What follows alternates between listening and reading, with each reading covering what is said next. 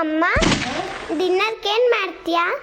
ಬೆಳಿಗ್ಗೆದು ಅವಲಕ್ಕಿ ಉಳಿದಿದೆ, ಅದನ್ನು ಕಟ್ಲೆಟ್ ಮಾಡ್ತೀನಿ. ಓಕೆ.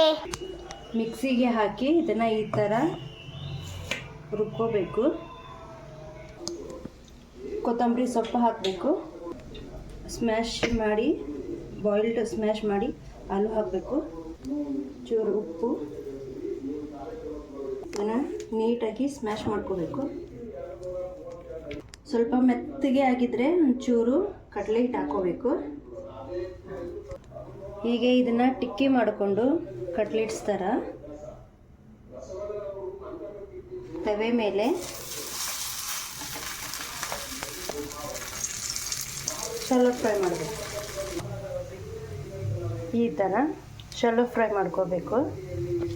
ನೀವು ಬೇಕಂದರೆ ಬ್ರೆಡ್ ಕ್ರಮ್ಸ್ ಹಾಕ್ಕೊಂಡು ಶಾಲೋ ಫ್ರೈ ಮಾಡ್ಬೋದು. ಡೀಪ್ ಫ್ರೈ ಮಾಡಿದರೆ ಇದು ಒಡೆದೋಗುತ್ತೆ. Advika, left over poha cutlet. Wow. Like